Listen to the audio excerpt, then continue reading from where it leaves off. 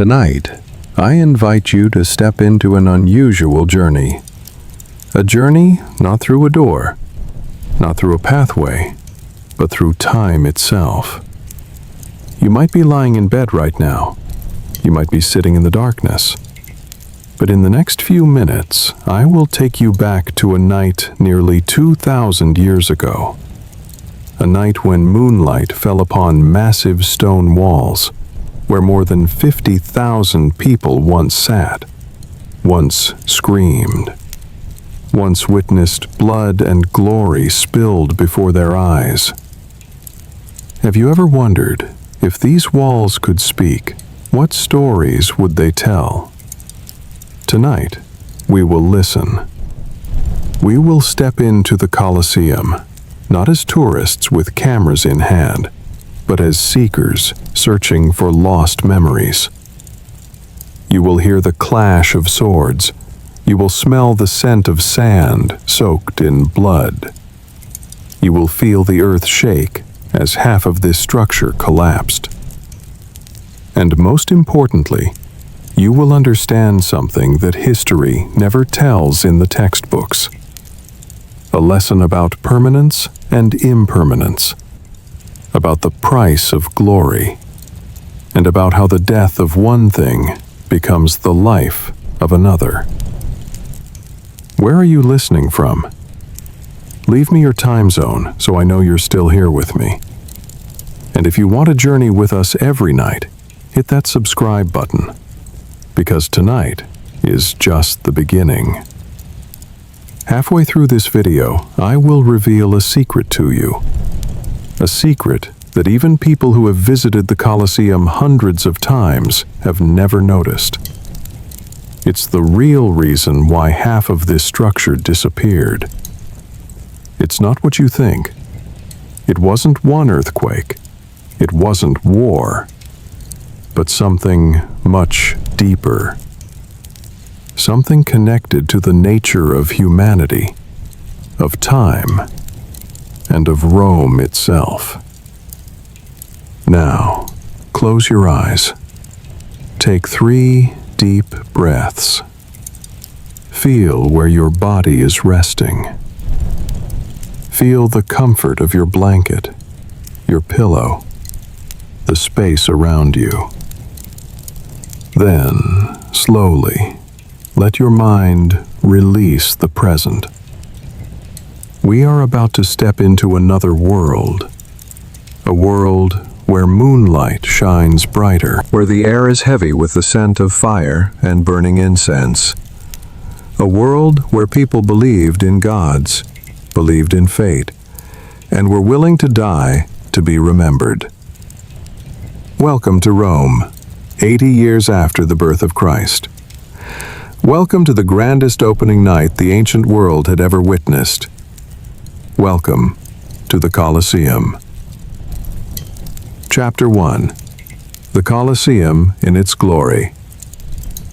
You stand before the entrance, gazing up at the towering stone arches.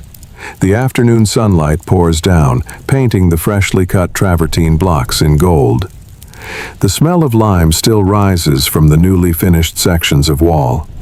Around you, tens of thousands of people are moving, their voices echoing like ocean waves.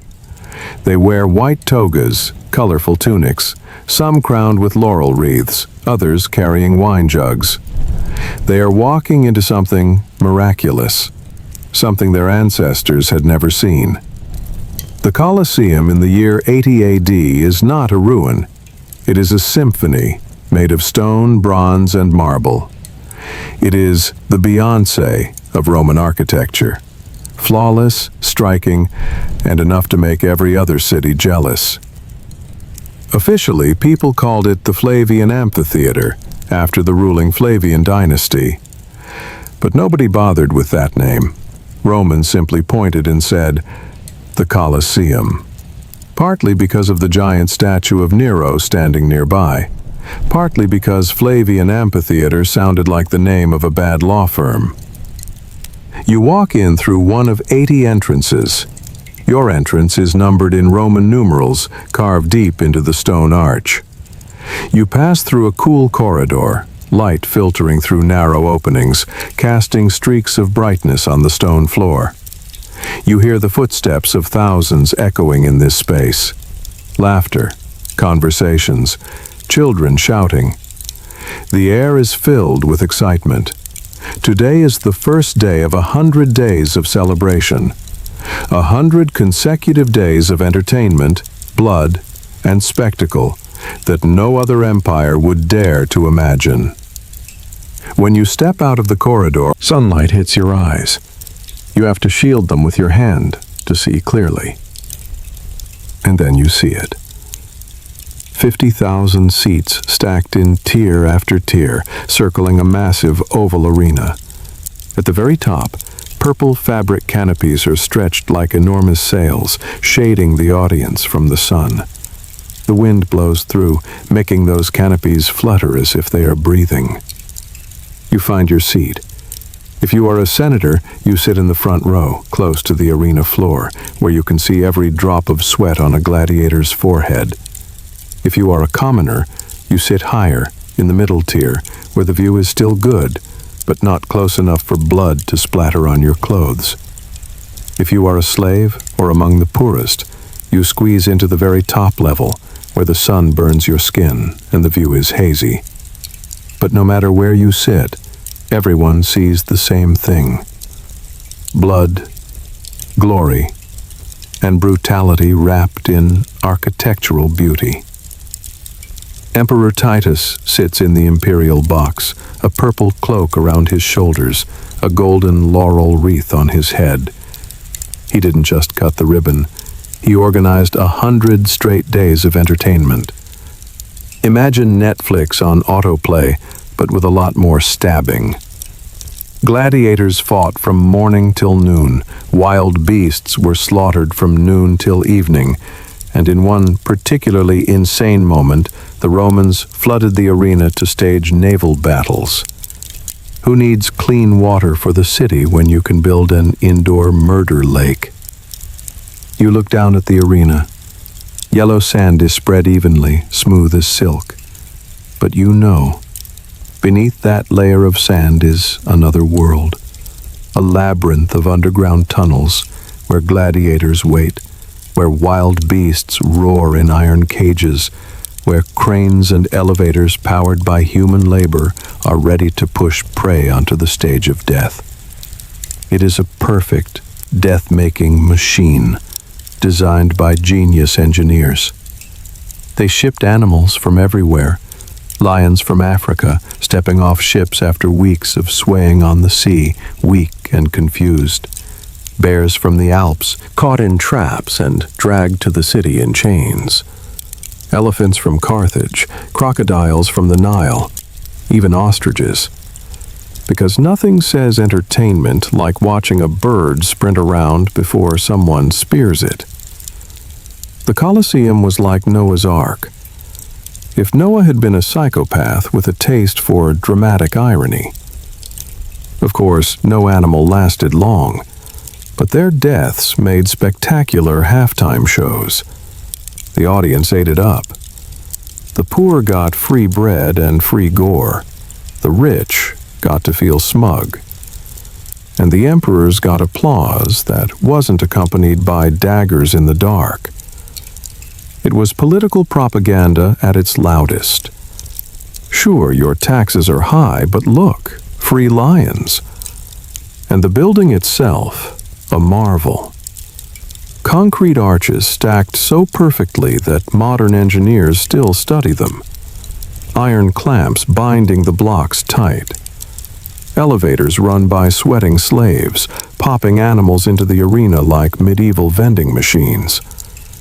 The whole structure screamed permanence. In its prime, the Colosseum was perfect. Round, covered in marble, uncracked. No goats, no rubble, no tourists holding selfie sticks. If you told a Roman that one day it would lose half its body, they'd laugh and order another round of executions. Because in Rome, forever meant until the earthquakes showed up. You sit there among the crowd. Drums begin to sound. Trumpets blow. The arena gates open. And the gladiators walk in, armor gleaming under the sun, swords and nets in hand. They raise their arms to salute the emperor. They shout their oaths. And you know, in the next few hours, some of them will never walk out of this gate again. But that's not what they fear. What they fear is being forgotten. And here, in the Colosseum, under the eyes of 50,000 people, under the eyes of the gods, they will be seen. They will be remembered. Even if only for a few minutes. And that is the power of this place. Not in the stone, not in the marble, but in memory, in story, in turning death into art. Rome understood something that many other empires did not. That if you want people to be loyal, don't just give them bread.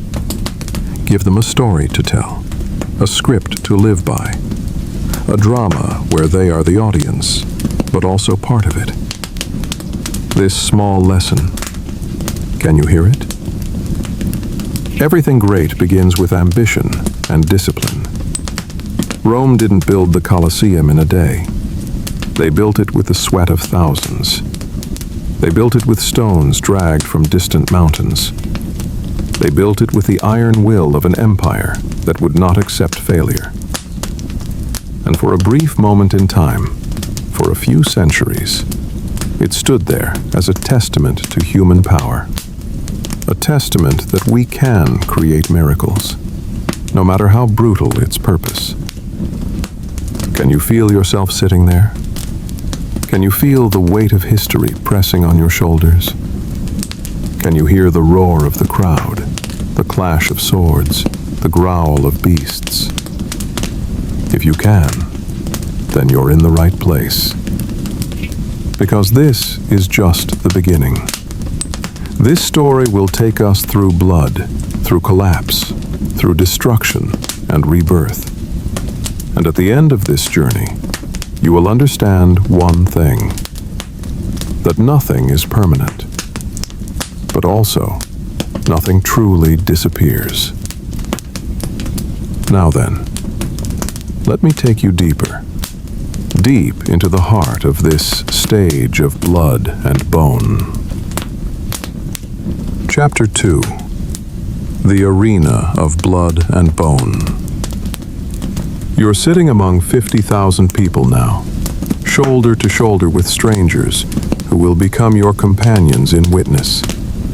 The air is thick, heavy with anticipation and the smell of bodies pressed together. Vendors move through the crowd selling dried figs, roasted nuts, cups of watered wine. Children perch on their father's shoulders, eyes wide with excitement. This is their Super Bowl, their World Cup, their once-in-a-lifetime event. Except it happens nearly every week. The drums stop. Silence falls like a curtain. And then, the sound. The grinding of metal on metal as the underground gates begin to open. You lean forward, your heart beating faster, even though you know it's coming. Even though you've heard the stories, nothing prepares you for the reality. Two gladiators step into the light. One carries a short sword and a rectangular shield, his body protected by bronze armor on one arm and leg. The other holds a trident and a net, his body nearly naked except for a belt and arm guard. They are the Retiarius and the Secutor, the net fighter and the pursuer. The crowd roars, not politely, not like applause at a concert, but like a living thing, a beast made of 50,000 voices all screaming at once. You watch as they circle each other. The sand beneath their feet is perfect, untouched. Within minutes it will be stained. The net fighter moves with the grace of a dancer, light on his feet, the net twirling in his hand like a living serpent. The other moves like a tank, steady, methodical, shield raised, waiting for the opening. They are both professionals. They have trained for years, but only one of them will walk out of here. Who are these men? Some are slaves, yes, captured in war, sold in markets, their lives worth less than a good horse. But others, and this surprises you, are volunteers. Free men who chose this life, chasing glory the only way they knew how. In Rome, your career options were limited. You could be a farmer, breaking your back in fields for bread that barely fed your family. You could be a soldier, marching to distant lands you'd never return from. Or you could be a gladiator. If you won enough fights, you could earn your freedom. You could become famous. Your name could be painted on walls, whispered by women, respected by men. The odds were terrible, worse than playing dice while drunk in a tavern. But for some, terrible odds were better than no chance at all. The net catches the shield fighter's leg. He stumbles. The crowd erupts, half cheer, half gasp. You find yourself on your feet, though you don't remember standing. The shield fighter recovers, swings his sword, and the blade catches the net fighter's shoulder. Blood appears, dark against pale skin. The first blood. The crowd's roar changes pitch, becomes hungrier. But it's not just men hacking at each other. Rome loved variety the way we love scrolling through channels. Between gladiator fights, they brought out the animals. Lions from Africa, their manes thick and golden, their eyes confused by the noise. These creatures had survived weeks of miserable transport, cramped in wooden cages on swaying ships, only to arrive here for their final performance. Bears from the Alps, massive and angry. Crocodiles from the Nile, their prehistoric eyes reflecting nothing. Even ostriches, because apparently nothing says entertainment like watching a bird sprint in circles before someone puts a spear through it. The Colosseum wasn't a zoo, it was a butcher's showcase. Every exotic animal that died here was a symbol of Rome's reach. We control Africa, the blood said. We command the mountains. We own the rivers of distant lands. Every death was propaganda written in fur and scales. You watch as they release a lion into the arena. The creature is magnificent, even frightened. It walks slowly, sniffing the air, trying to understand this strange place. The crowd waits. And then they release the condemned man. A criminal, maybe. A prisoner of war, probably. Someone who had the misfortune of being on the wrong side of Roman law. He has no weapon, no armor, just his body and the certainty of what comes next. The lion sees him, and nature takes over. The crowd roars louder than the beast. You want to look away, but you can't. Nobody can. This is the power of the arena. It strips away civilization, reveals what we really are underneath all our togas and philosophy. Creatures who gather to watch other creatures die. And somehow, we call it culture. But the Romans didn't stop there. They staged full battle reenactments. Prisoners of war were dressed like barbarians, which, to be fair, they already were in Roman eyes, and shoved into the arena to recreate Rome's glorious victories. Imagine being forced to act in a play where the script ends with your beheading. That was the Colosseum's idea of theater. The historical records are vague, perhaps deliberately, but conservative estimates suggest hundreds of thousands died inside these walls. Humans, animals. It didn't matter. The Colosseum drank blood like wine. The place became so soaked with death that later generations swore it was haunted. Frankly, it would be shocking if it wasn't. You sit back down, your legs weak. A woman next to you is eating a pastry, completely unbothered. Children are laughing. An old man is dozing off. This is normal to them. This is Tuesday afternoon. You realize something profound in that moment, that horror becomes ordinary when everyone agrees it's acceptable. That civilization is just a word we use to describe organized brutality. The irony, the building itself shrugged it off. Earthquakes would eventually crack it, looters would eventually strip it. But centuries of constant murder didn't leave a dent. Stone arches stood proudly, while the arena floor turned into a compost heap of bones, sweat, and broken dreams.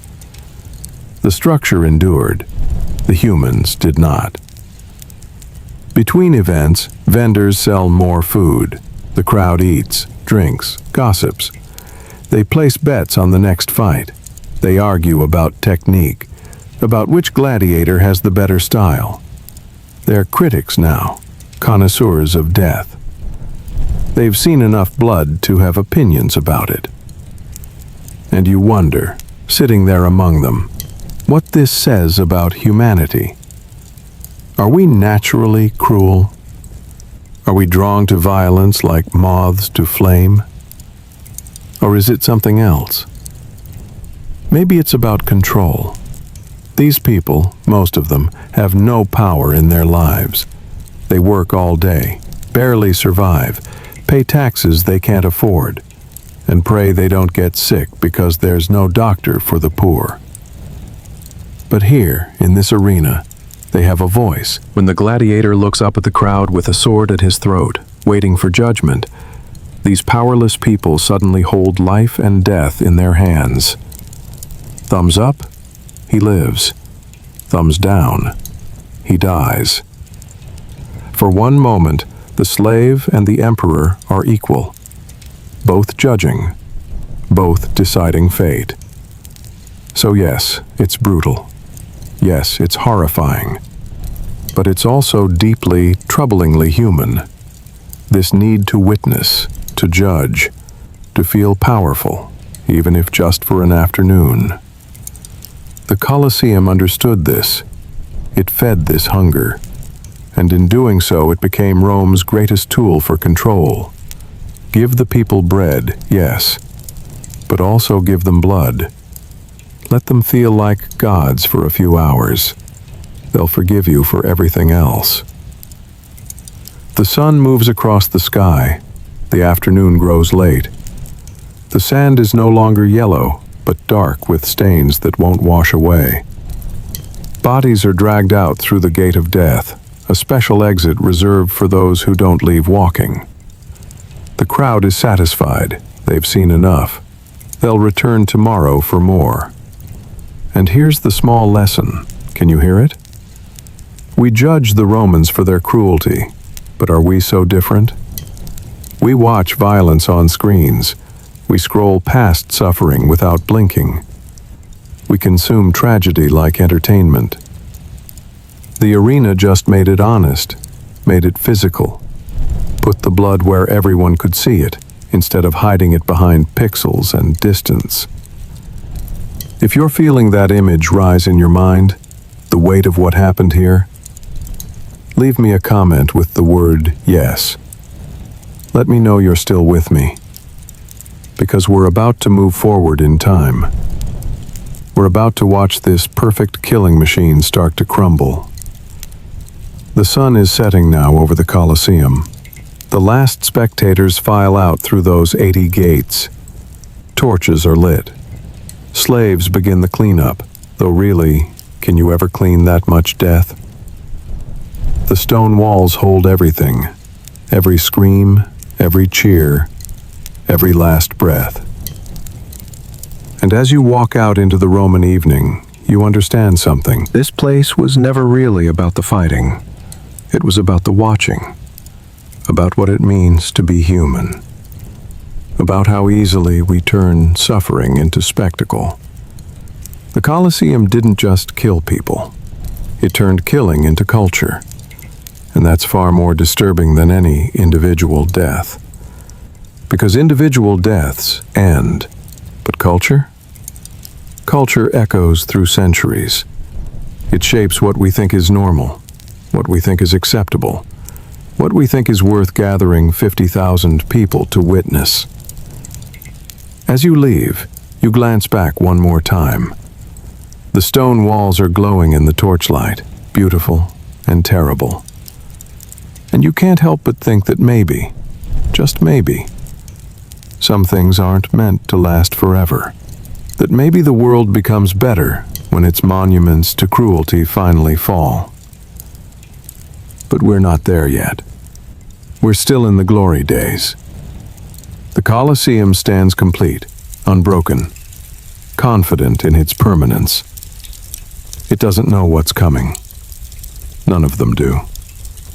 They think they've built something eternal. They're wrong. Do you feel it? That shift in the air? That sense that we're standing on the edge of something? Good. Hold on to that feeling. Because in the next chapter, everything begins to change. Chapter 3. The beginning of the end. Time moves differently for stone than it does for flesh. For you and me, a century is unimaginable, but for the Colosseum, centuries passed like seasons. Emperors came and went, dynasties rose and fell, wars were fought and forgotten. And through it all, the arena stood, hosting its games, drinking its blood, playing its role in the great theater of Roman power. But by the 5th century, something had shifted. You can feel it in the air if you're paying attention. The energy is different now. The crowds are smaller, the games less frequent. Rome itself is exhausted, like an old boxer who's taken too many hits and doesn't remember why he's still fighting. You stand in the same spot where you watched the opening ceremonies, but it's 300 years later now. The marble is duller. Moss grows in the cracks between stones. The purple canopies are torn and faded, flapping in the wind like old flags. The seats aren't full anymore. Maybe 20,000 people, scattered across 50,000 spaces. They look smaller somehow, less certain. The confident roar you heard before is now just scattered cheering, like echoes of what used to be. The Roman Empire has bigger problems than funding lion snacks. Barbarians are knocking on the doors, actual barbarians this time, not the prisoners dressed up for reenactments. Emperors are being assassinated with the regularity of a morning routine. The treasury is emptier than a poor man's breadbasket, which is saying something, because most breadbaskets are actually empty. The whole system is coming apart at the seams, threads pulling loose, one by one. Gladiatorial combat, the very reason this massive stone circle exists, is fizzling out like a candle in the wind. By 404 AD, the last recorded gladiator fight takes place. The crowd barely shows up. They've seen it all before. The magic is gone. People need to find other ways to entertain themselves now, like rioting in the streets or complaining about taxes, which honestly aren't that different from gladiator fights when you think about it. Christianity's rise doesn't help either. Church leaders aren't exactly fans of large-scale murder being treated as family entertainment. It's hard to preach mercy on Sunday and then watch a guy get disemboweled on Monday. The cognitive dissonance becomes too much. Bishops start speaking out. The faithful start staying home. The games that once packed 50,000 bloodthirsty spectators now struggle to fill a quarter of the seats. So the Colosseum slowly falls out of use. Sure, a few animal hunts limp along for a while.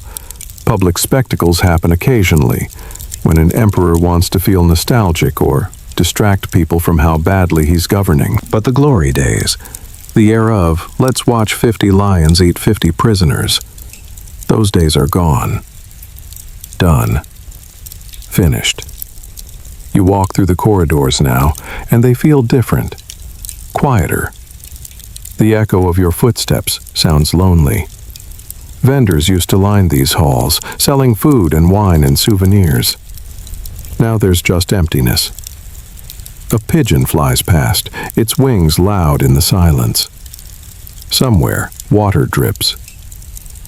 The building is still magnificent, still structurally sound, but it feels abandoned, even when people are in it. Like a house where the family has moved out, but forgot to lock the door. Rome itself is crumbling, literally and politically. When the Visigoths sacked the city in 410 AD, they didn't even bother with the Colosseum. Why waste energy on an empty arena? The place wasn't pulling crowds anymore. It wasn't valuable. It was just big and stone, and there. The invaders took the gold, the silver, the portable wealth. They left the Colosseum alone, standing there like a monument to a party nobody remembers. The Western Roman Empire splits, staggers, and finally dies. Not with a bang, but with a whimper. And the once mighty stadium just sits there, watching it all happen. No more emperors showing off naval battles. No more roars of approval as thumbs decided who lived or died. Just a giant, empty arena, growing quieter each year, as if the building itself was embarrassed to still be standing, while Rome's power circled the drain. By the time the Middle Ages rolled around, Romans had developed the medieval equivalent of selective amnesia.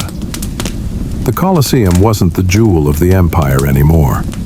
It was just that really big crumbling thing in the middle of town. Locals wandered past it daily, probably muttering, "Somebody should do something about that," and then didn't. Because what could they do?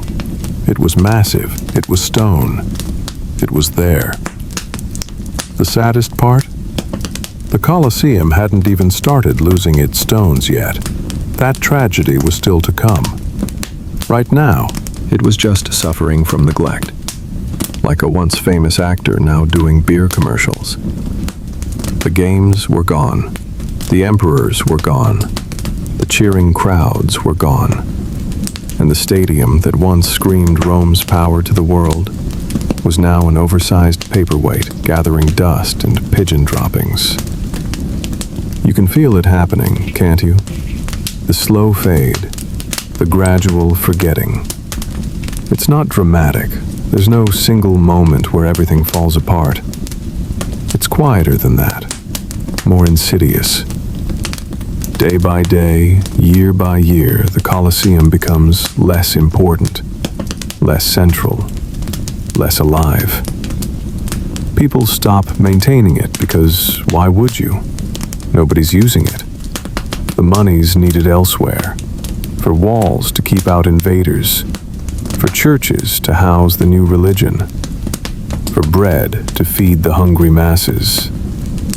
A stadium where people used to watch other people die? That's not a priority anymore.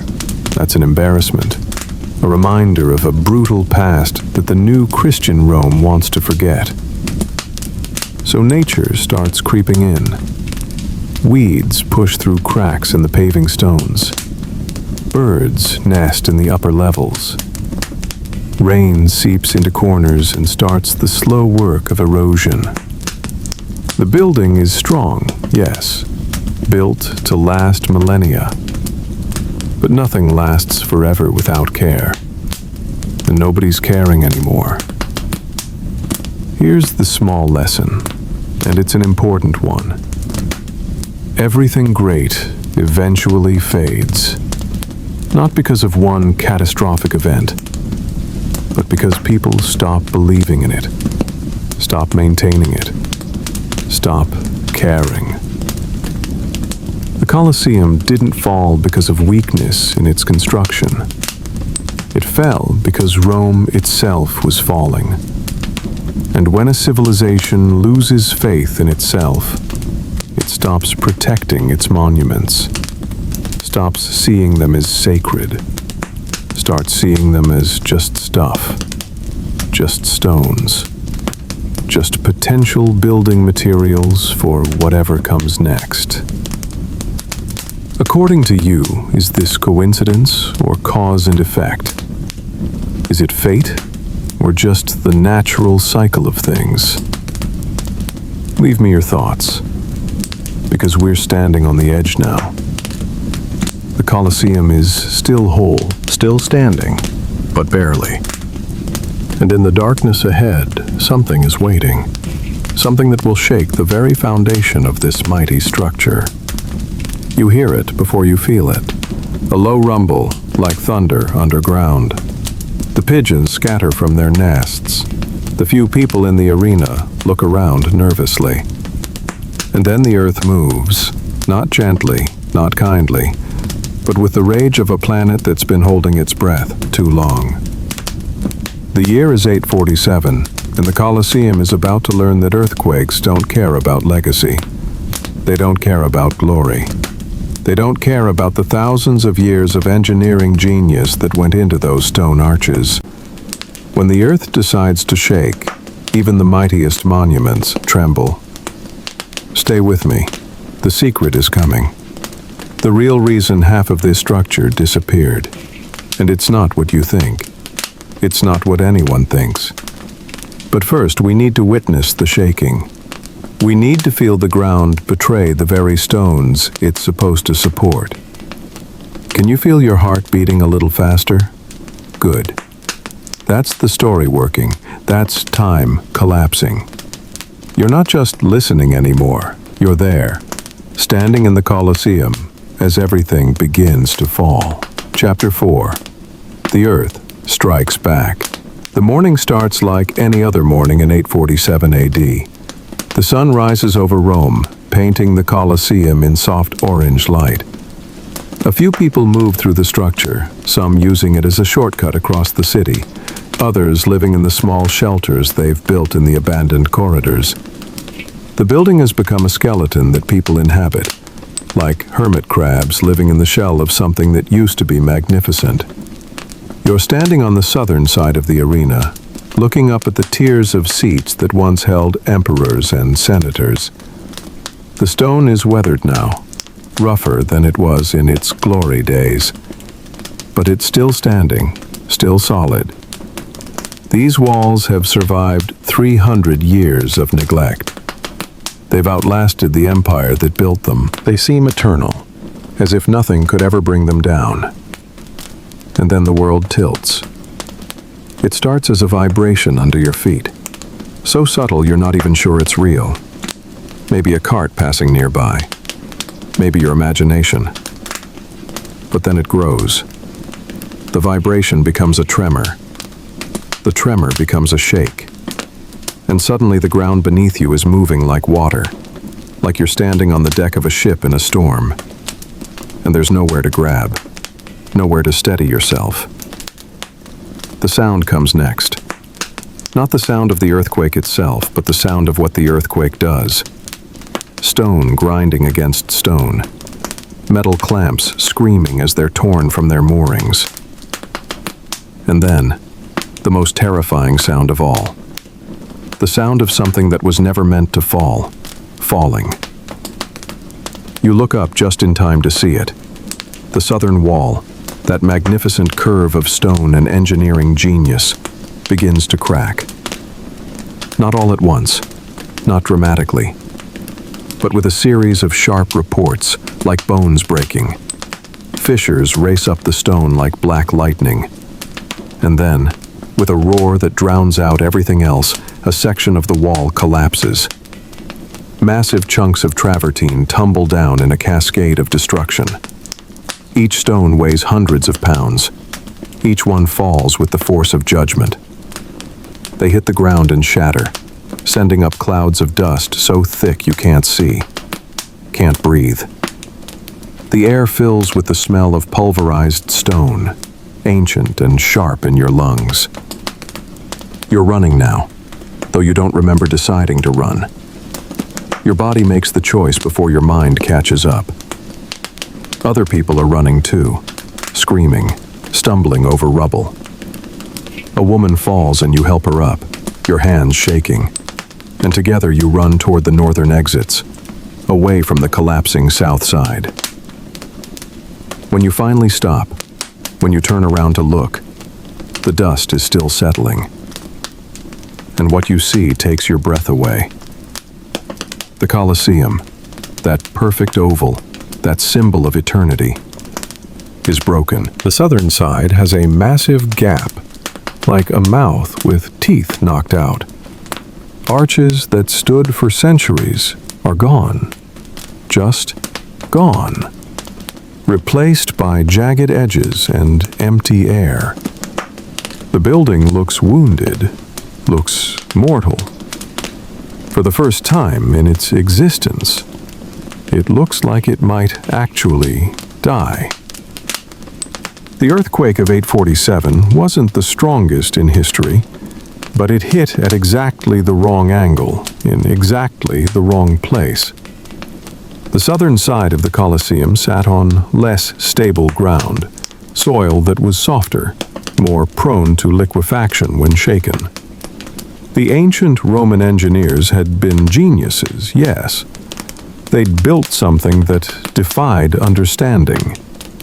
But even genius can't outsmart geology forever. Even the best foundation fails when the earth decides to move. And this wasn't a one-time event. This was just the opening act. Rome would experience more tremors throughout the Middle Ages and beyond, each one loosening more stones, each one widening the cracks, each one giving locals new excuses to cart away rubble for their personal projects. Every earthquake turned the Colosseum into the world's biggest clearance sale. You walk closer now, carefully, testing each step on ground that betrayed you moments ago. The damage is catastrophic. Entire sections of seating are gone. Staircases that led to upper levels now end in mid-air, leading nowhere. Vaulted corridors have buckled, their graceful curves turned into twisted nightmares of broken stone. What had once been an engineering marvel is now a study in destruction, a lesson in how quickly perfection can become ruin. But here's what you notice as you stand there in the settling dust. Nobody's panicking about losing a monument. Nobody's crying over the destruction of their heritage. Instead, people are already eyeing the fallen stones, already calculating. Because to medieval Romans, this isn't a tragedy. This is opportunity. Look at all that perfectly cut travertine, just lying there in neat piles. No need to quarry it. No need to transport it from distant mountains. The earthquake has done the hard work. It's delivered building materials right to the heart of the city, free of charge. Why mourn a broken amphitheater when you could turn its ribs into your new church? When you could use its bones to build your house? When you could take its marble and make something useful? You watch as, within days, people start loading stones onto carts. They work quickly, efficiently, like scavengers at a carcass. But they're not vandals. They're practical. They're survivors. They need materials, and the Colosseum has just provided. The building isn't sacred to them. It's a resource. And in a world where resources are scarce, you take what you can get. The earthquake didn't just crack the Colosseum, it cracked the idea of its permanence. Before, even neglected and unused, it still commanded respect. It was still the Colosseum, symbol of Rome's eternal power. But now? Now it was just big, broken, and available. The psychological shift was as devastating as the physical damage. Once people saw it could fall, they stopped protecting it. Once they realized it was mortal, they treated it like any other pile of stones. Vaulted arches buckle and fold, stairways vanish into rubble, and the spectators who might have sat comfortably in the second tier centuries earlier would now be looking at open sky, wondering why nobody brought scaffolding. The perfect circle is now a broken half-moon. The symbol of Rome's invincibility now demonstrates Rome's vulnerability. For Romans of the time, though, this isn't a crisis. It's a blessing. Huge slabs of stone lying around, perfect. Why mourn when you can build? Why preserve when you can reuse? The medieval mind doesn't think about heritage the way we do. They don't have museums or historical societies. They have needs. Immediate, pressing needs for shelter, for walls, for churches to house their new religion. And the more earthquakes strike, the more free building materials roll in. The Colosseum doesn't just fall apart. It's being politely delivered to the rest of Rome, one tremor at a time. Stone by stone, arch by arch, the southern side is dismantled by gravity and greed working together. Here's your lesson, quiet but important. Disasters for some are opportunities for others.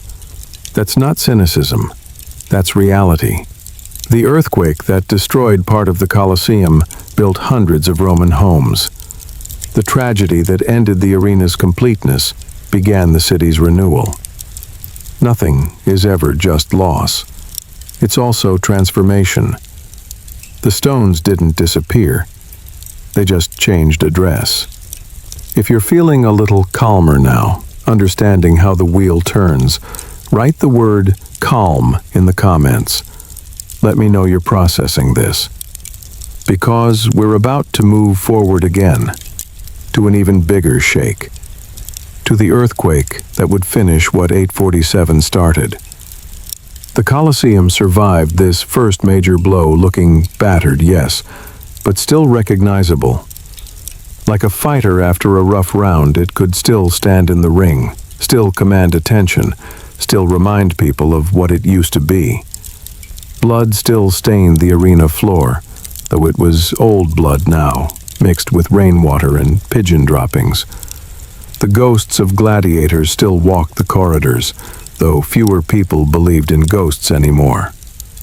But the building wasn't the same, couldn't be the same. The crack had appeared. The wound had been opened. And wounds, even in stone, have a way of getting worse before they get better. If they ever get better at all. You take one last look before the sun sets. The broken southern wall, jagged against the darkening sky. The intact northern half, still proud, still defiant. The Colosseum has become two things now. What it was and what it's becoming. Both at once. Neither complete. And in 500 years, another shake is coming. Bigger. Meaner. Final. But we're not there yet. First, we need to watch what people do with all these convenient stones. Chapter 5. The Fatal Blow of 1349. 500 years pass. 5 centuries of slow decay, of gradual forgetting, of the Colosseum settling into its role as Rome's most convenient quarry. The damage from 847 never got repaired. Why would it? Nobody's putting on games anymore. Nobody needs a 50,000-seat arena.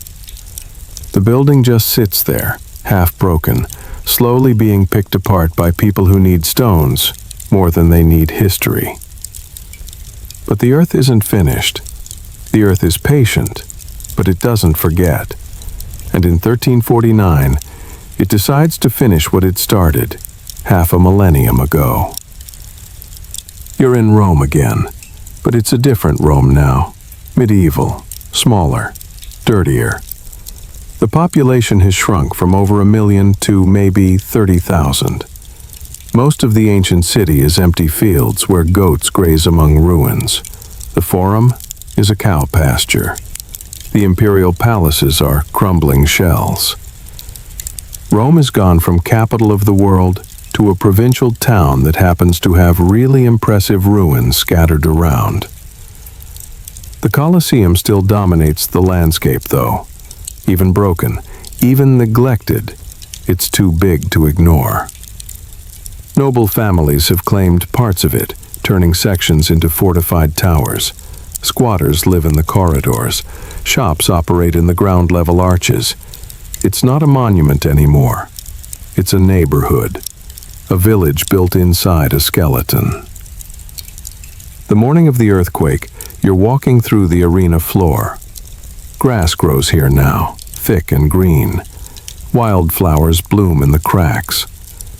It's actually beautiful in a melancholy way, nature reclaiming what humans built. The stones are warm under your feet from the sun. Birds sing in the upper levels. For a moment you can almost forget this place was built for death. Then the rumbling starts.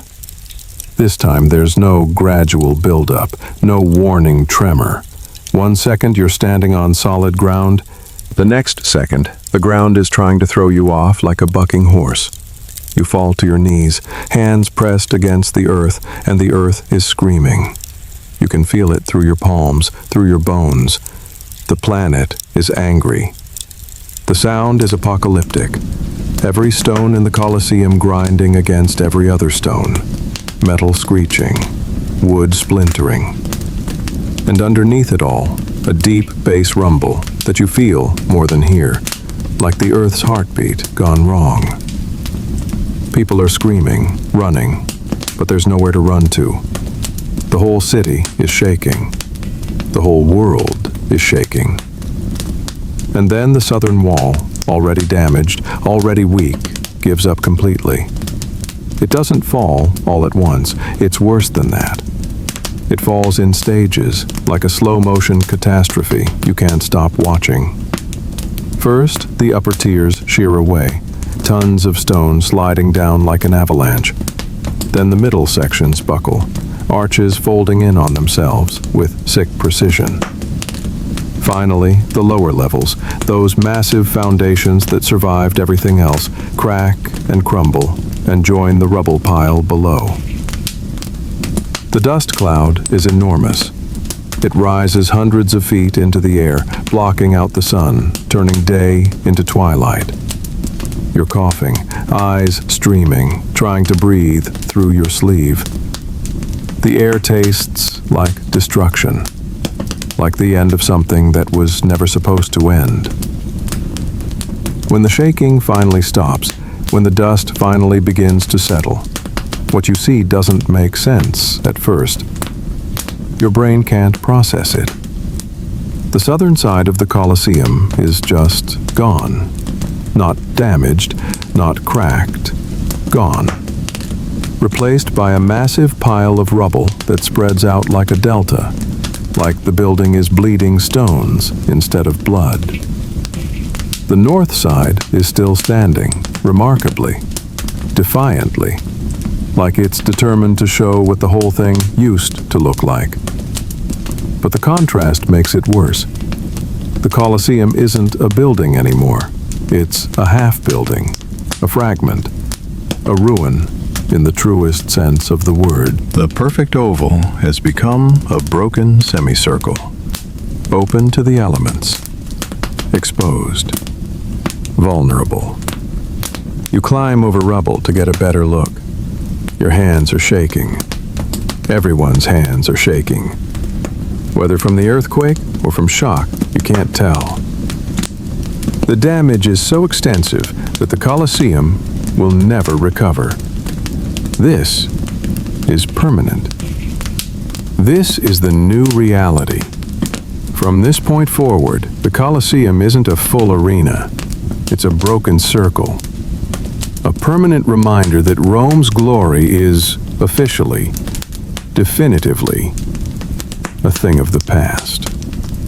And naturally, once people recover from the shock, once they assess their own homes and find them damaged or destroyed, they look at that massive pile of perfectly cut stone blocks and think, well, at least there's plenty of building material now. Within weeks, the scavenging begins in earnest. Not secretly, not shamefully, but openly. With city approval, with papal blessing. Because medieval Rome has priorities, and preserving a pagan stadium isn't one of them. People need houses. Churches need repairs. The Vatican wants to expand. And look, there's thousands of tons of travertine just sitting there, free for the taking. Carts line up like at a farmer's market. Workers load stone after stone, hauling them away to construction sites across the city. What took years to build is dismantled in months. The pile shrinks. The gap widens. And the Colosseum transforms from wounded monument to public resource, available to anyone with a cart and strong arms. You watch a family loading stones, a father and two sons. They're not vandals, they're not criminals. They're just trying to rebuild their home, which collapsed in the same earthquake. The father pauses, wipes sweat from his forehead, looks up at what remains of the Colosseum. For a moment, you think he might feel something. Guilt, sadness, recognition of what's being lost. But then he just shrugs and goes back to loading. Because to him, this isn't the Colosseum.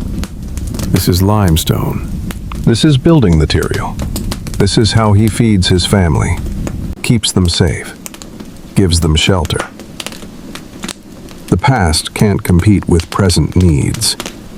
Memory can't compete with survival. Here's the lesson, and it's a hard one. The price of forgetting is destruction.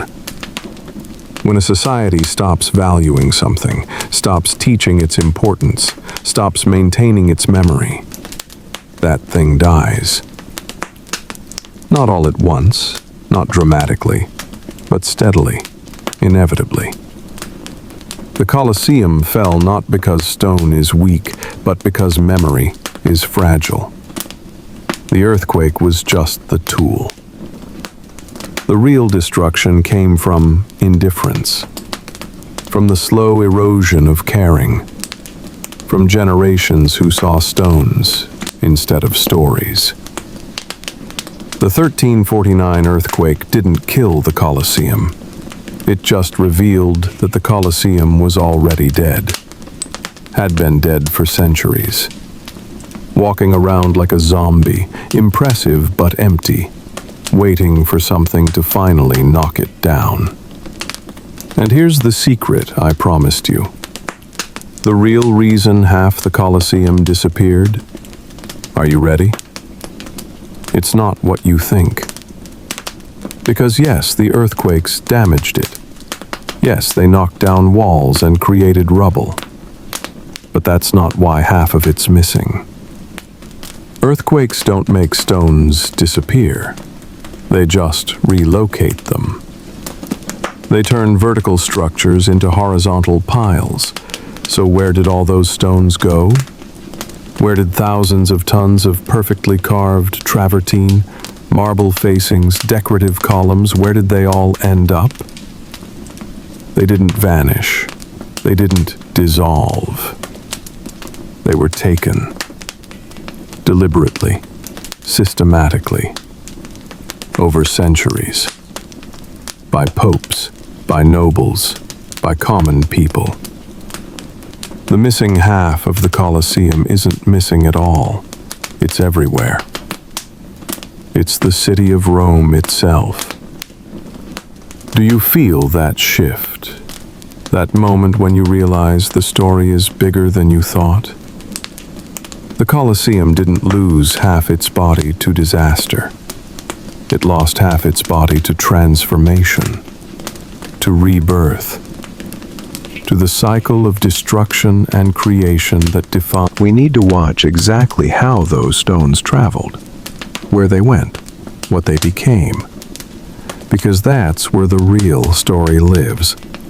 In the churches built from arena stones, in the palaces decorated with gladiator blood marble, in the fountains and walls and houses that carry pieces of the Colosseum in their bones, whether they know it or not. If you've made it this far, if you're still with me, leave a comment. Just the number 1 if you're following the story, the number 2 if you're confused. Because we're about to go deeper. We're about to follow the stones, and what we'll find might surprise you. The sun sets on the broken Colosseum, half shadow, half light, half presence, half absence. A monument to what was and what will never be again. But also, secretly, a monument to what's coming. To transformation. To the way endings are always beginnings in disguise. Stay with me. The journey's not over. In fact, it's just getting interesting. Chapter 6. The noble families move in. The Colosseum after 1349 is a strange sight. Half arena, half absence. But in medieval Rome, strangeness is just Tuesday. People adapt. They always adapt. And if you have a massive, half-destroyed amphitheater sitting in the middle of your city, well, someone's going to figure out how to use it. Enter the Frangipani family. Wealthy, powerful, and not above seeing opportunity where others see ruins. By the 12th century, they'd already claimed a section of the Colosseum, but after the earthquake, they doubled down. They fortify what's left, turn the ancient arena into something between a castle and a statement piece. Because nothing says aristocratic power quite like living inside history's most famous murder stadium. You walk through what used to be the main entrance, and it's unrecognizable now. The Frangipani have built walls within walls, blocking off sections, creating private chambers where spectators once sat. Wooden floors cover the old stone seats. Tapestries hang where marble columns used to shine. Servants hurry through corridors carrying wine and bread, their footsteps echoing in spaces that once echoed with screams. In what used to be the imperial box, where Emperor Titus once sat watching the opening games, a Frangipani lord now reclines with his dinner. Roasted meat on silver plates, wine in crystal cups. The irony would be poetic if anyone was paying attention, but they're not. To them, this is just prime real estate. Location, location, location. The fact that it used to be a stadium is irrelevant. It's big. It's stone. It's defensible. Perfect. The Annibaldi family muscles in too, because in medieval Rome, nothing says respectable family quite like commandeering a giant haunted ruin. They take the eastern sections, reinforcing towers, walling off arches, treating chunks of the Colosseum like luxury apartments in a very rough neighborhood. Which, let's be honest, they kind of are. You watch nobles entering through what used to be public gates. They're dressed in silk and velvet, jewels glinting in the torchlight. Behind them, servants carry furniture, food, supplies. they're moving in. Permanently. The Colosseum has gone from stadium to slum to medieval loft space, and somehow it makes perfect sense in the bizarre logic of the Middle Ages. Of course, the nobles aren't exactly restoring the place. They're not interested in preservation. They're interested in projection, in using the Colosseum's massive presence to announce their power. Those huge stone arches become defensive walls. Gaping entrances become gates to keep enemies out. The building's bones are repurposed into a fortress, its skin stripped away for materials elsewhere. Imagine arriving for a dinner party at a noble's Colosseum residence. You'd have to navigate piles of rubble, step over fallen capitals, walk past walls stained with centuries of weather and blood. The smell would be interesting. Stone dust, cooking fires, horse manure from the stables they've built in the old animal cages, human waste from chamber pots dumped out windows. Glamorous it is not, but to the families living here, it's perfect.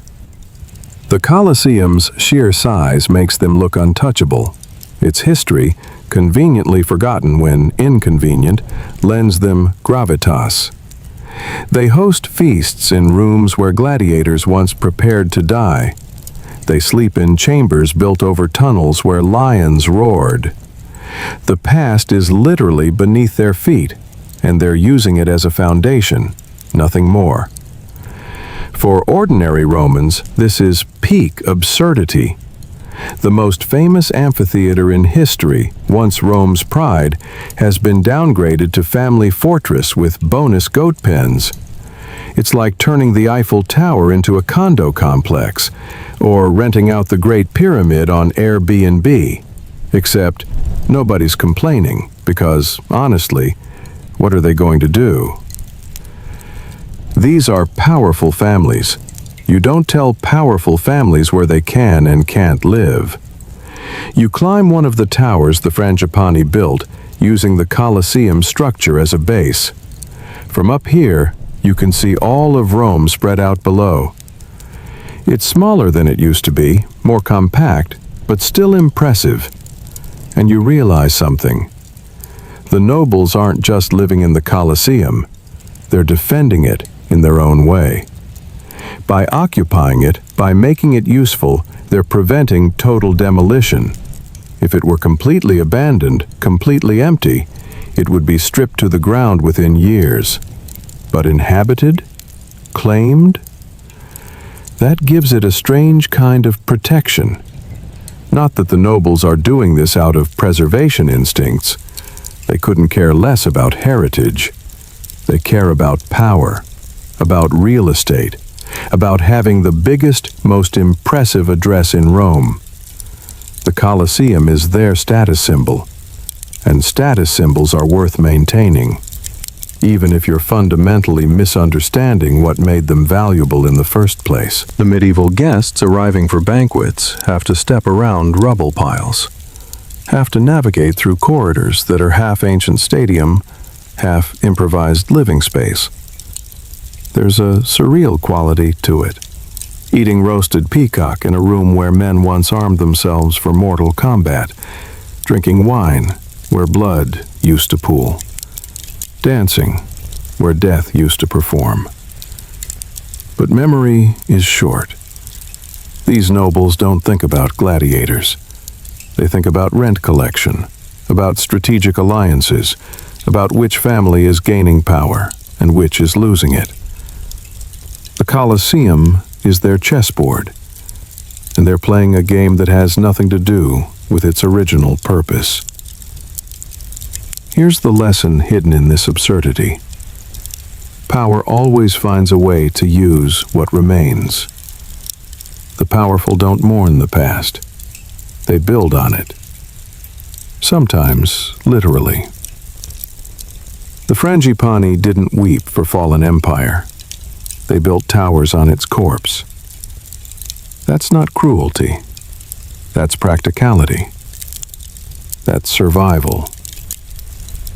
The question is whether we admire it or lament it.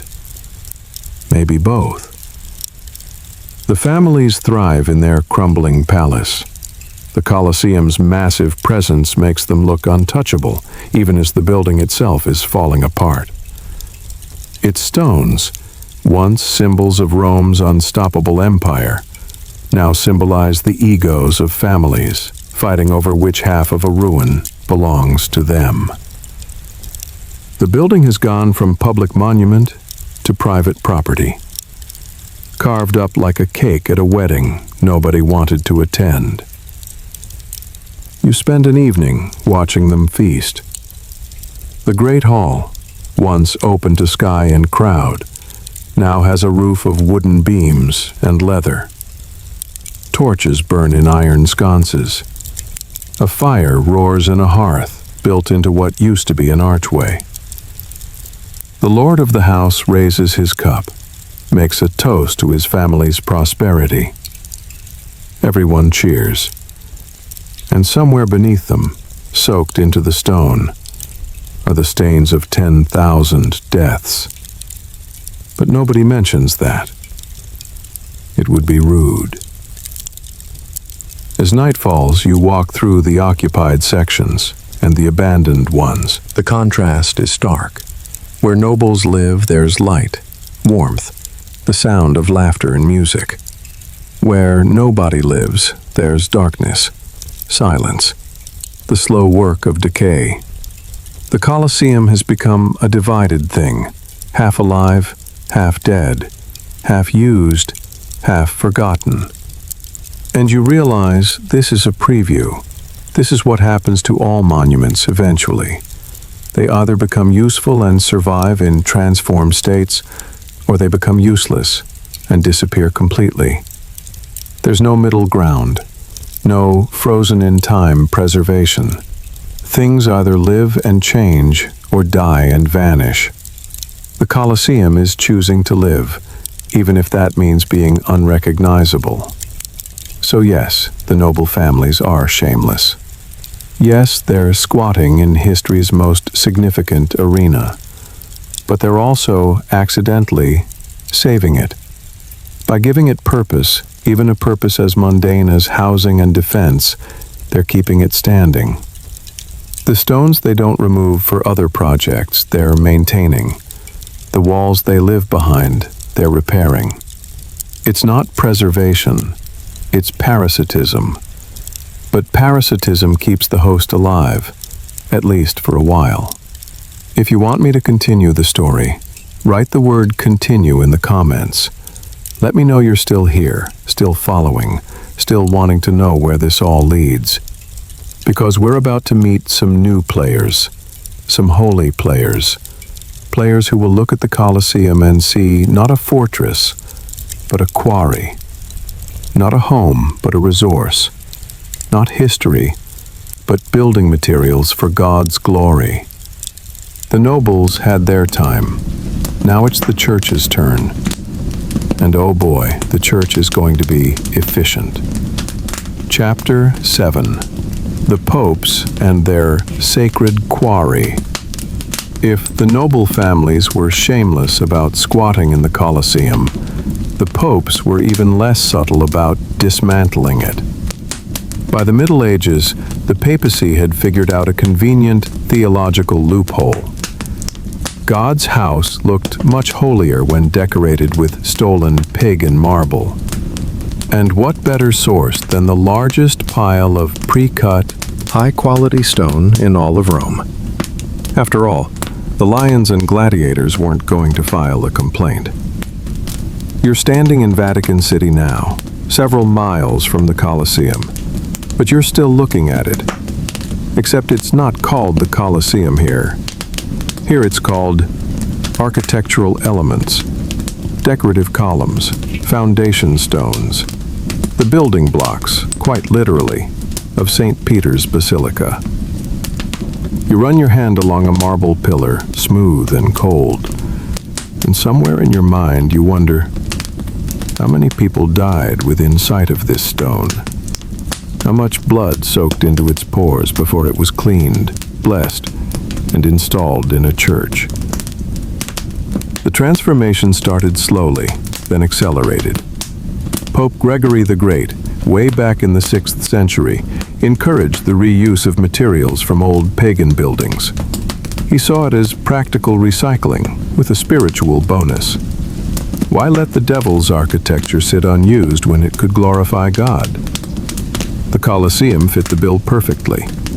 Massive, pagan, available, and most importantly, already partially demolished by earthquakes, which surely was divine providence making the job easier.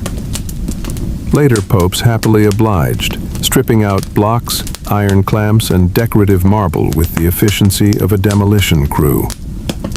Pope after pope authorized removal, signed permits, gave blessings. The result? Rome's skyline became a patchwork of Colosseum souvenirs, like a city built from stolen Legos. If you admire St. Peter's Basilica today, and how can you not with its soaring dome and magnificent facade, you're also admiring chunks of the missing half of the Colosseum, just disguised as holy architecture. Rebranded, repurposed, redeemed if you're feeling generous with your definitions. The irony is delicious when you think about it. The very building once condemned as a site of Christian martyrdom was now being cannibalized to glorify the Christian faith. Nothing says divine providence quite like ripping apart a murder arena to build a cathedral. It's theological recycling at its finest. Some might call it poetic justice. Others might call it grave robbing with better PR. You watch as workers, supervised by priests, carefully remove marble facing from the Colosseum's exterior. They're methodical, professional. This isn't vandalism. This is authorized construction supply acquisition. Each piece is numbered, cataloged, loaded onto carts. The workers sing hymns as they work, which adds a surreal soundtrack to structural dismantling. Glory to God in the highest, and to Rome in the form of building materials.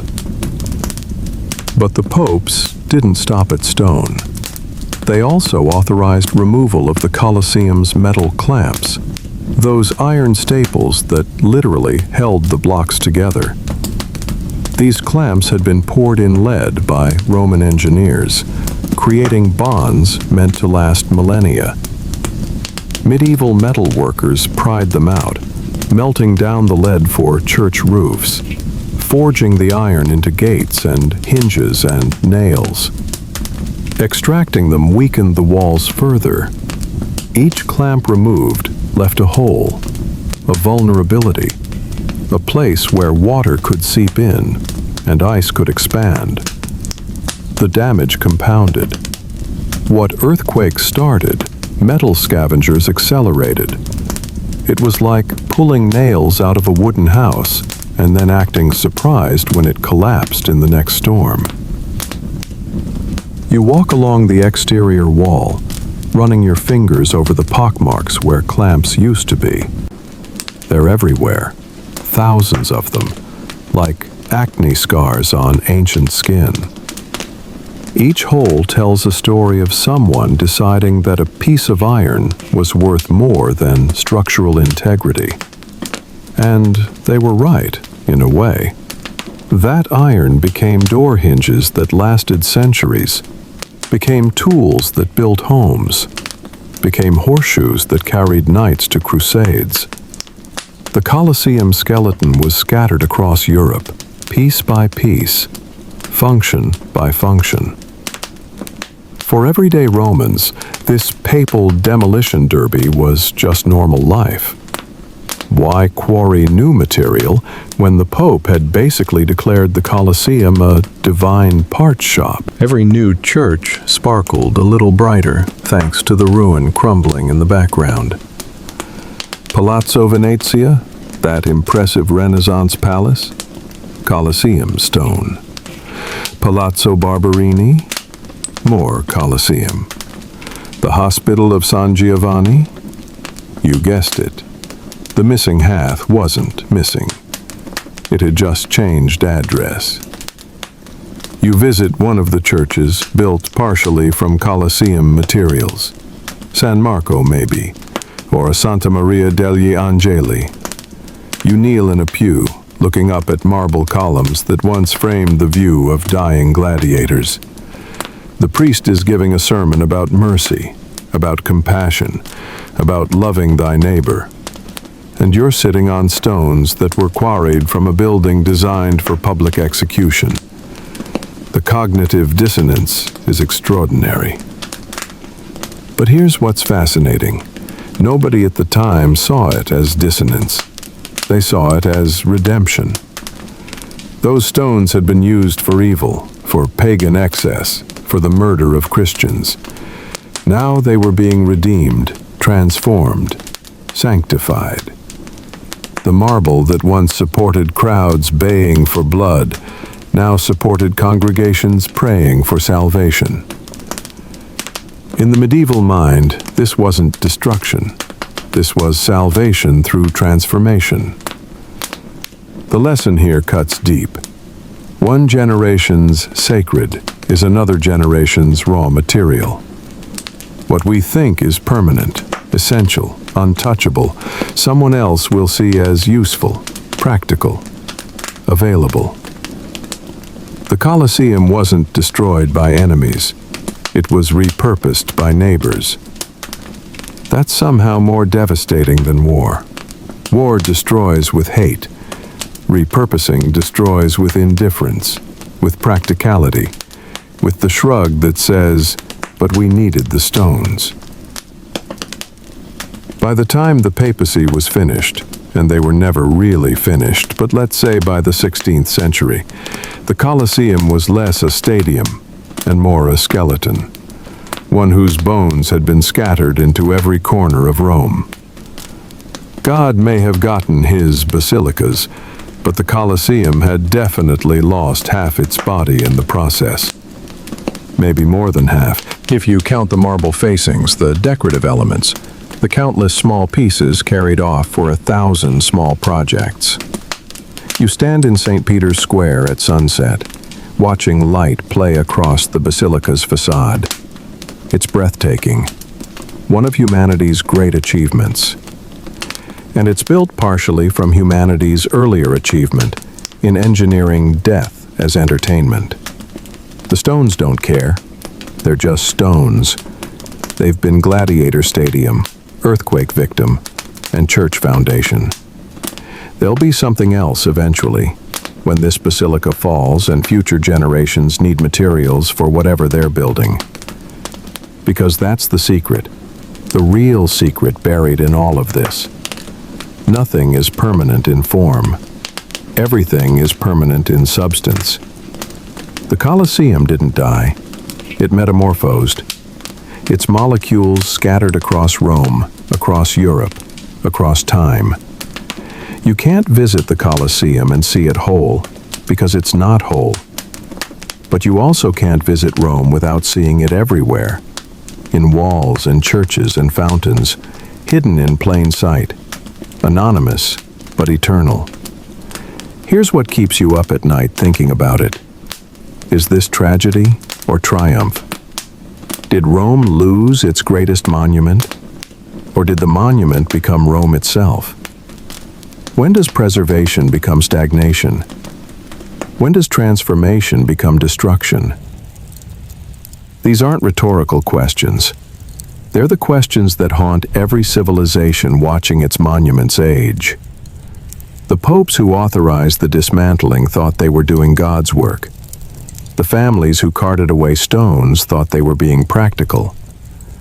The workers who pried out metal clamps thought they were earning a living.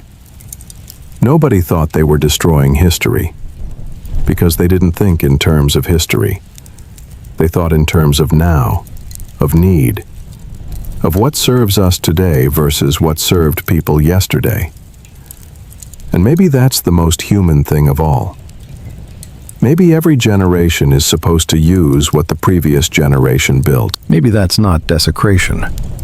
Maybe that's just how time works. The past feeding the present feeding the future. An endless cycle of transformation that doesn't care about our sentimental attachment to how things used to look. If you're feeling something complicated right now, a mix of sadness and understanding, of loss and acceptance, just write the number 1 in the comments. No explanation needed, just acknowledgement that this story is hitting somewhere deep, somewhere you didn't expect it to reach. The sun sets over Rome, the city glows gold, and buried in that glow, invisible but undeniable, are the bones of the Colosseum.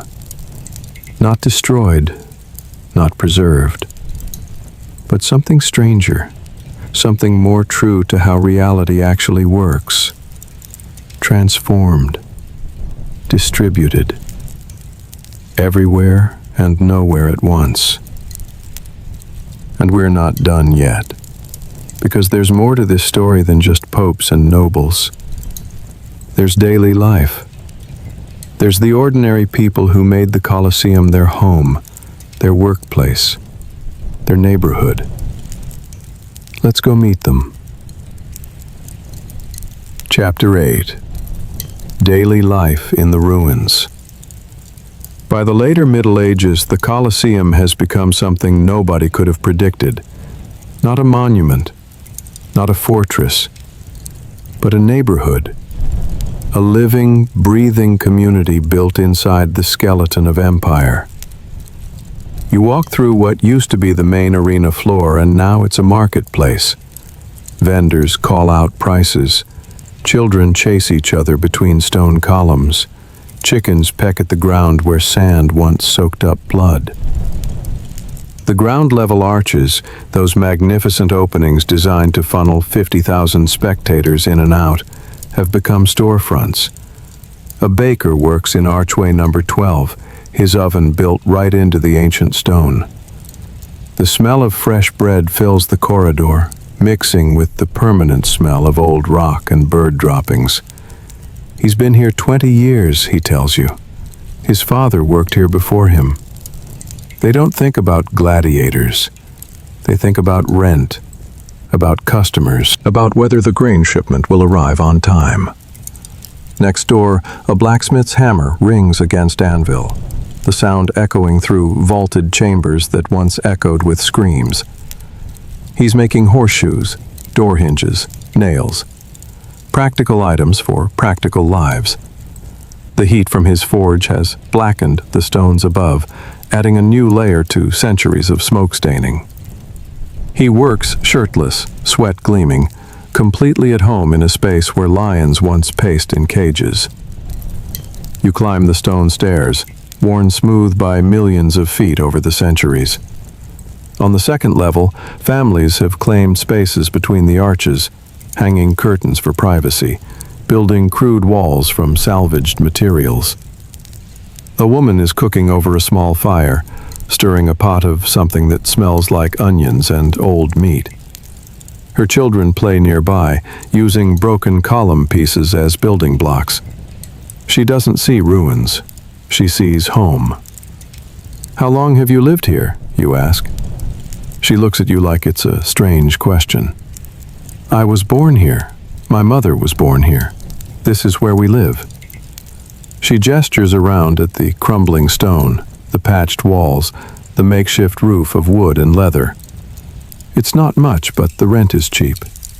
Then she laughs, because there is no rent. Nobody owns the Colosseum. Or everyone does. It's complicated. A butcher has set up shop in Archway 17. Cuts of meat hang from hooks anchored into ancient stone. He's displaying his wares under the same arches where exotic animals were once displayed before being killed. The irony would be poetic if anyone cared about irony. But this is survival, not poetry. He sells pork, lamb, the occasional beef if someone important dies and their livestock needs butchering. business is steady, people always need meat. You notice the blood running into the drain channels built into the floor. The Romans designed these channels to wash away gladiator blood, animal blood, the fluids of death. Now they wash away butcher runoff, kitchen waste, everything a living community produces. The infrastructure of death serving the infrastructure of life. If the stones could speak, they might appreciate the symmetry. Higher up, where spectators once sat in the cheap seats, workshops have taken root. A carpenter saws planks in what used to be row 43. A tanner works with hides in a space that gets good ventilation because half the roof is missing. A rope maker twists fibers in the steady breeze that blows through the broken structure. They're all here because the Colosseum offers something rare in medieval Rome. Space. Free space. Unregulated space. Space where you can work without guildmasters breathing down your neck. The arena floor itself, that sacred oval where so much history happened, is now a communal area. Goats graze on the grass that grows thick and green. A few scraggly olive trees have taken root, their branches reaching toward sun that once beat down on dying men. Children use the space as a playground, running games of tag that would have been unthinkable when emperors watched from the royal box. You sit on a fallen column and watch the daily rhythm. A woman carrying water from the public fountain. An old man leading a donkey loaded with firewood. Teenagers flirting in the shadows of an archway. Dogs fighting over scraps. Pigeons cooing in the upper levels, their droppings adding white streaks to ancient stone. This is life. Not dramatic, not historic. Just the ordinary pulse of human existence, happening inside an extraordinary structure. At night, the Colosseum transforms again. Fires bloom in the inhabited sections, small orange dots scattered across the massive structure like stars. Smoke rises through gaps in the roof, creating columns of gray against the darkening sky. You can hear conversations echoing, laughter, arguments, a baby crying. Someone singing a work song in a voice that's off-key, but enthusiastic. The people living here don't think about history. They can't afford to. History doesn't feed children. History doesn't keep rain off your head. History doesn't matter when you're trying to survive medieval Rome with its plagues and famines and endless political chaos. They use the Colosseum the way you'd use any building, as shelter, as workspace, as community center. But something strange happens when you're here at twilight, in that moment between day and night when the light plays tricks. You can almost see them both at once. The Colosseum that was, ghostly and complete, superimposed over the Colosseum that is, broken and inhabited. The crowd of 50,000 spectators overlapping with the few hundred residents. The roar of entertainment mixing with the murmur of daily life. Here's the lesson that emerges from this ordinary chaos. Life always finds a way. Always. You can build a structure for death, and life will move in. You can design permanence, and change will happen anyway.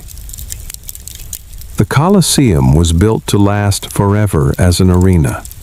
It didn't. But it lasted as something else, as a neighborhood, as a marketplace, as home. That's not failure. That's adaptation. That's survival in a different form. The residents of the Colosseum are doing what humans have always done. They're making do, making use, making home out of whatever materials are available. They're not vandals or squatters in their own minds. They're residents. They're business owners. They're families raising children in the best space they can find. That the space happens to be the world's most famous amphitheater is, to them, beside the point. You spend a week living among them, buying bread from the baker in Archway 12, getting your knife sharpened by the smith in Archway 9, watching children play games you don't quite understand. And slowly, you stop seeing the monument. You start seeing the neighborhood. Start hearing names instead of history. Marco the butcher. Lucia who makes the best onion soup. Old Giuseppe who tells stories that are probably lies, but entertaining nonetheless. And you realize something profound. This is what happens to all monuments eventually. They either die completely, torn down and forgotten, or they live on by becoming something else, something useful, something that serves the living instead of commemorating the dead. The Colosseum chose to live. It just had to die as an arena first. The transformation isn't pretty. The building is a mess, a patchwork of ruins and repairs, of ancient grandeur and medieval poverty mashed together. But it's alive. It's serving a purpose. And maybe that's worth more than being a perfectly preserved corpse that nobody uses. As you leave, walking through Archway 23, where a candle maker works late into the night, you turn back for one last look. The broken Colosseum, half shadow and half firelight. Alive with people who don't care about its past, because they're too busy building their present. And you understand, finally, what this whole journey has been teaching you. Nothing stays what it was meant to be. Everything transforms. The question isn't whether change happens.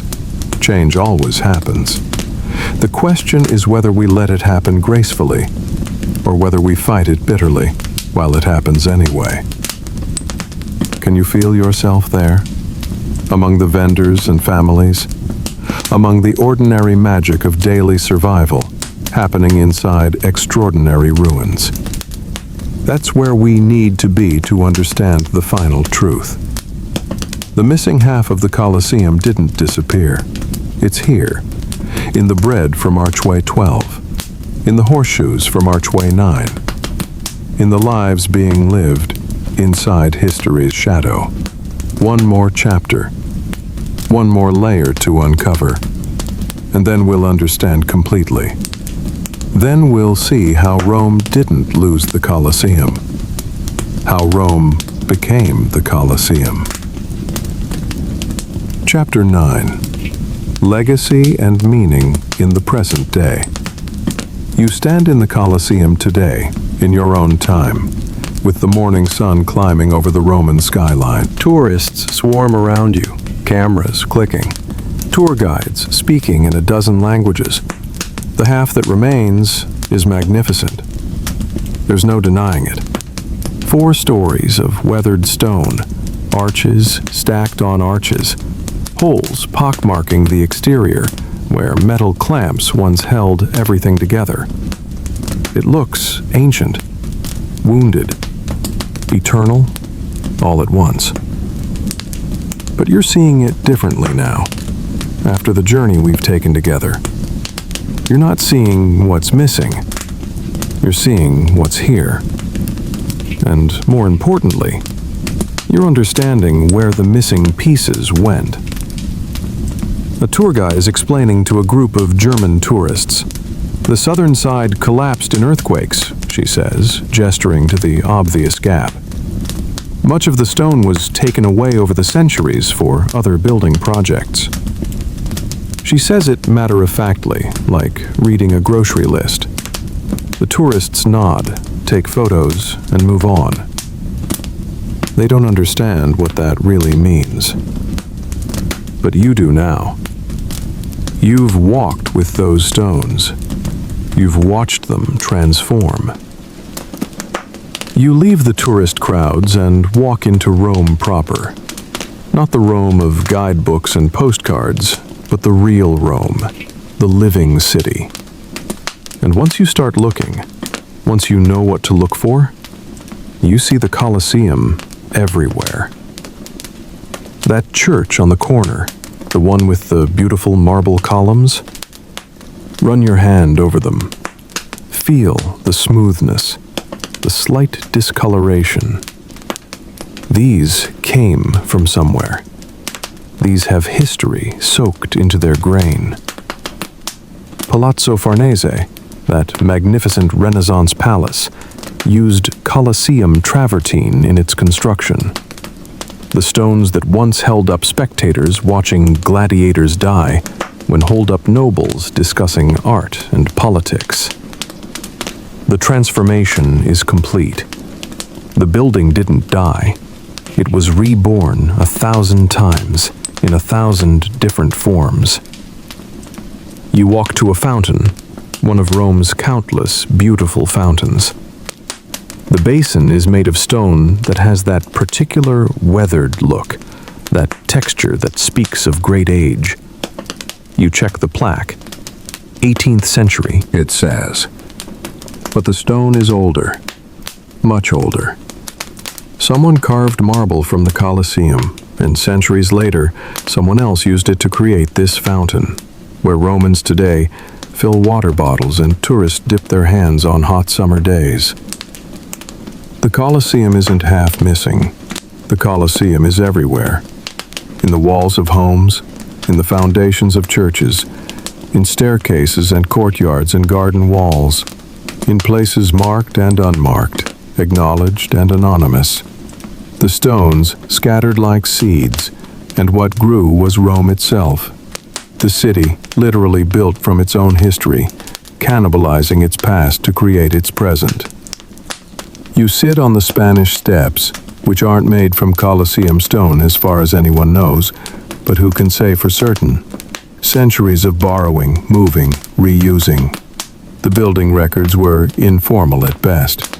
A stone that started as part of an arena arch might have become part of a medieval tower, then been salvaged for a Renaissance palace, then used in a Baroque church, then incorporated into a modern repair. The stones have resumes longer than most dynasties. And here's what hits you as you sit there watching Romans go about their day. This isn't tragedy. This is triumph. Not the triumph of preservation, but the triumph of adaptation. The Colosseum refused to become a museum. It refused to die as a frozen monument to itself. Instead, it dissolved into the city it helped define, becoming so much a part of Rome that you can't separate them anymore. In Japan, they have a concept called kintsugi, the art of repairing broken pottery with gold, making the breaks part of the beauty rather than something to hide. Rome did that with the Colosseum, except instead of gold, they used time and necessity and transformation. The breaks became features, the destruction became distribution, the end became 1,000 new beginnings. A young Roman woman sits down next to you, eating a sandwich. She glances at you, smiles. "Tourist?" she asks in English. "Sort of," you say. "I'm trying to understand the Colosseum." She laughs. "Good luck. I've lived here 30 years and I still don't understand it. My apartment building? The foundation is old stone, Roman era. Could be from the Colosseum, could be from a temple, could be from someone's villa, who knows. It's all mixed together now. Rome is a recycling project 2,000 years in the making." She's right. More right than she knows.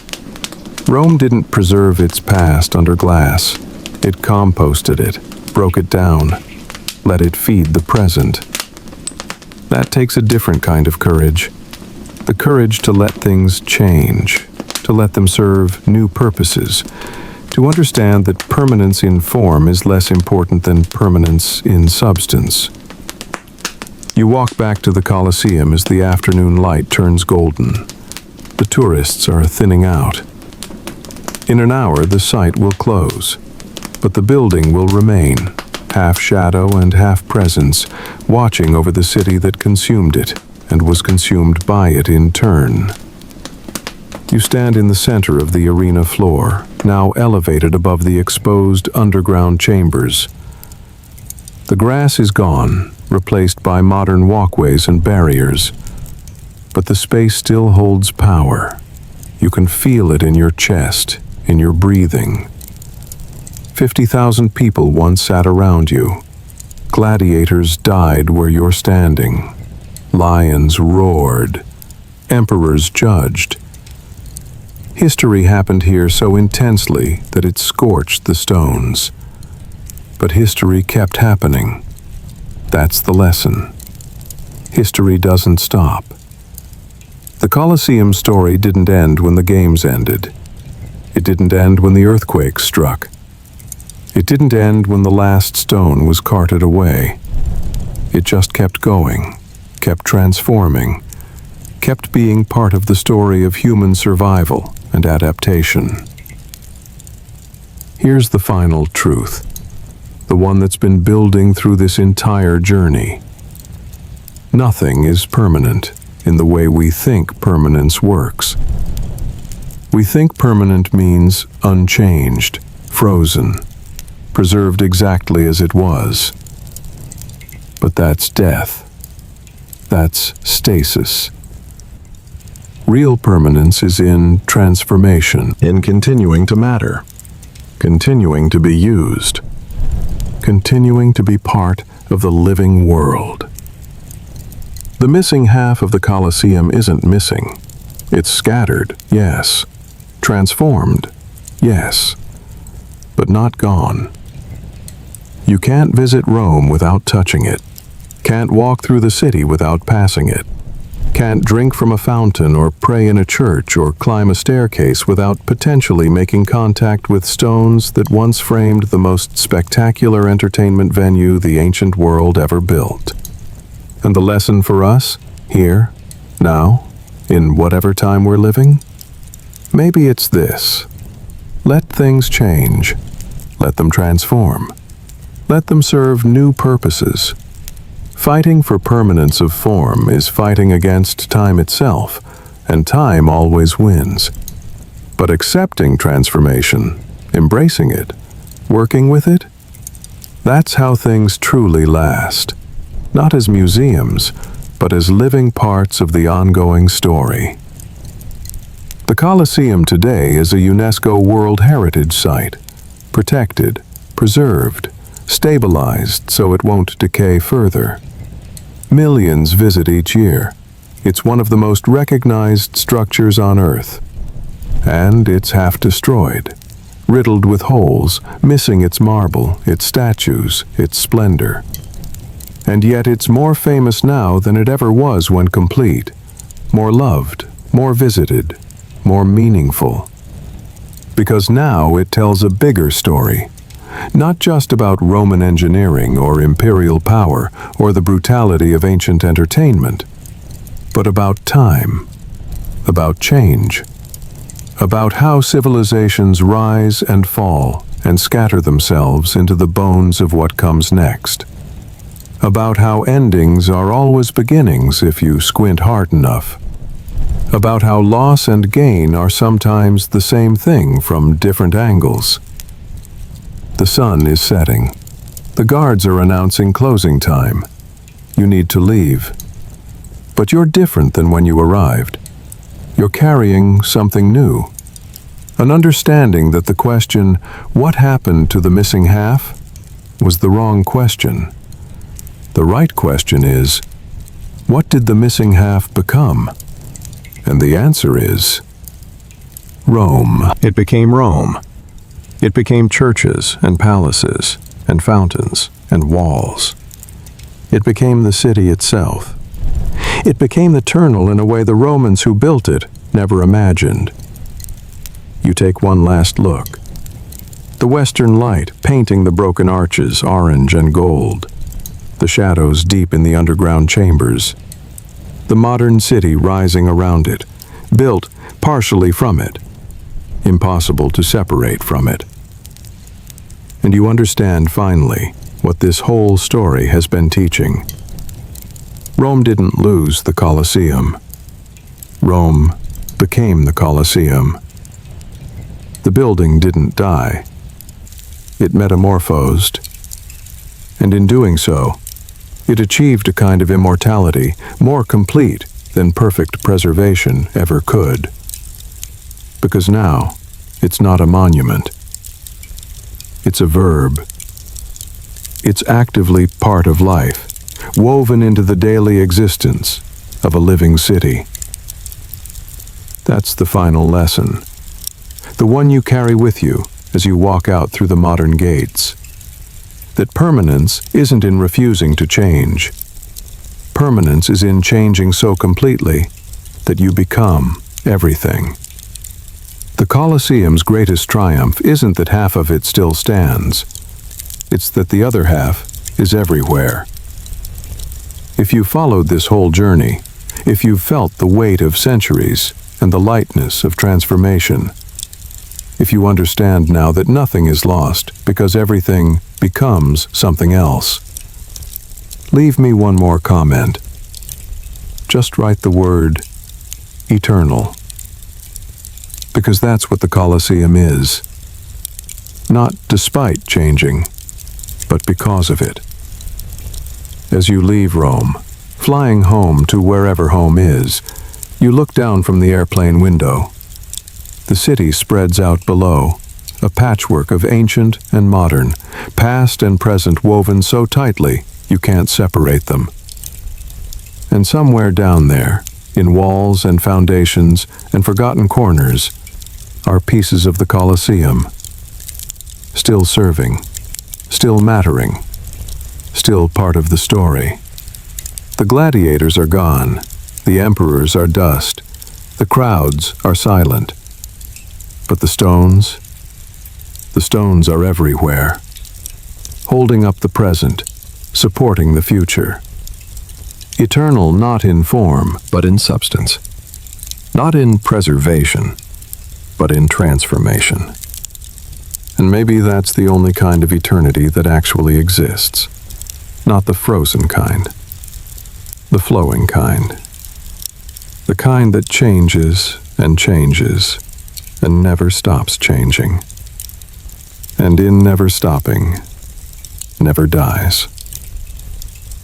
The Colosseum taught Rome how to last forever, by letting go, by transforming, by becoming everything, instead of remaining one thing.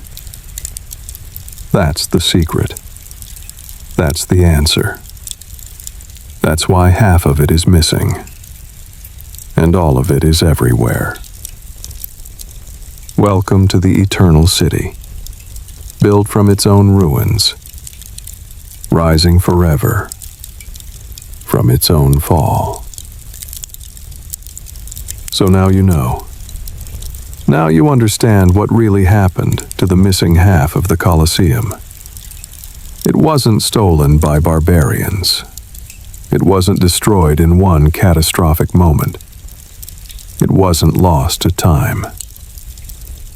It was transformed, deliberately, systematically, stone by stone, century by century. The missing half didn't disappear. It dispersed. It became the answer to a question Rome kept asking. How do we survive? How do we build our future when the past is collapsing around us? And Rome answered, we use what we have. We take the bones of yesterday and build the body of tomorrow. We don't mourn the arena. We turn it into churches. We don't preserve the killing floor. We turn it into homes. We don't protect the monument. We let it become the city. That's the secret I promised you at the beginning. The real reason half the Colosseum disappeared. Not earthquakes alone, though they played their part. Not pokes alone, though they certainly help themselves. Not nobles, not poverty, not neglect. All of those things, yes. But underneath them all, one simple truth. People needed the stones more than they needed the monument. And when need meets history, need wins. Every single time. But here's what I want you to understand as you drift toward sleep.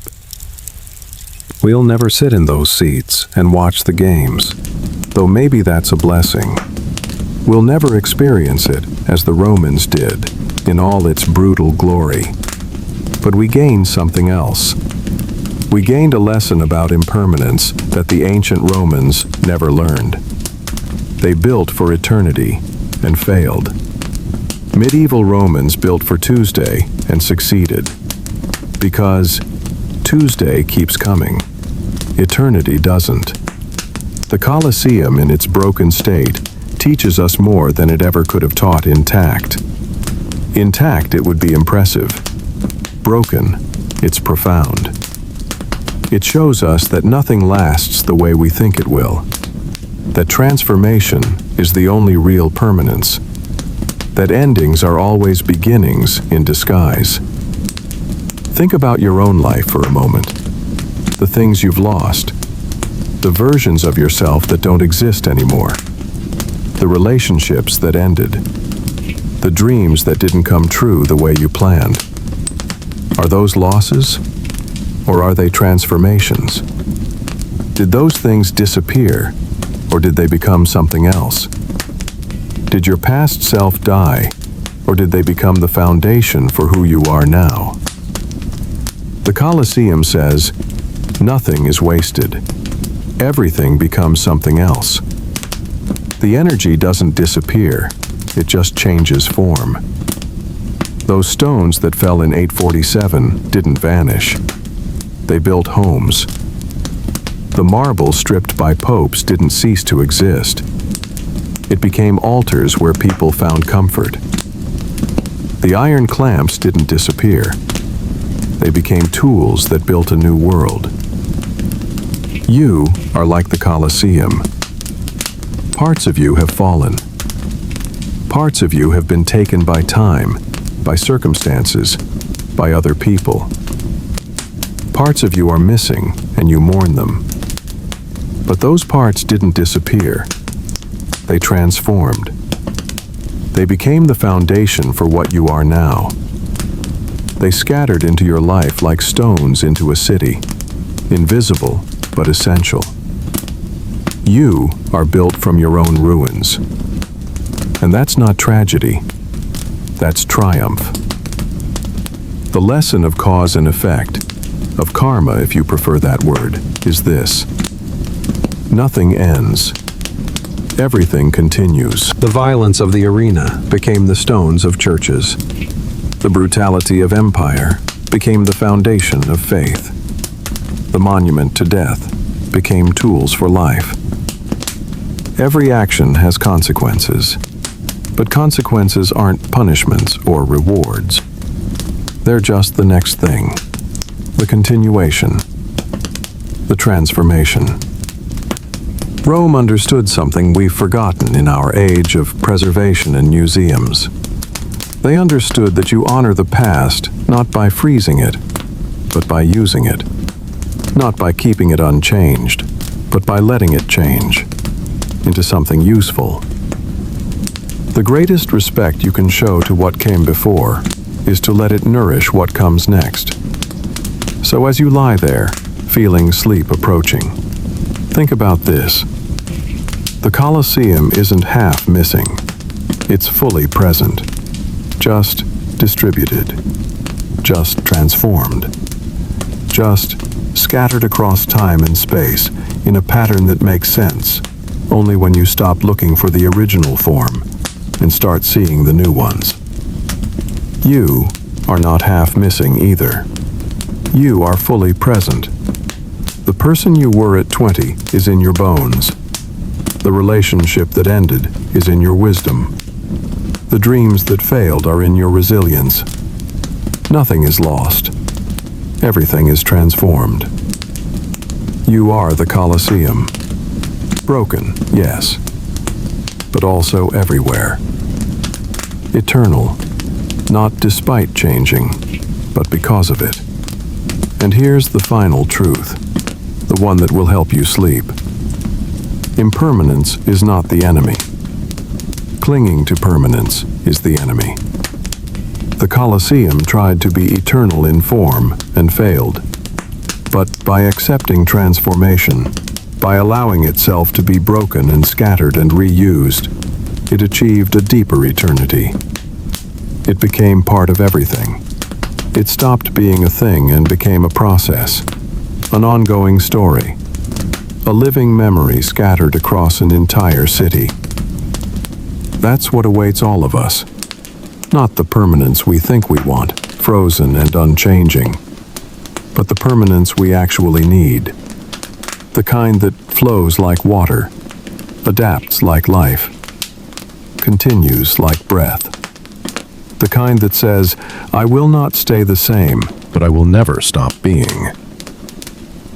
The missing half of the Colosseum is in the city of Rome, and the missing halves of yourself?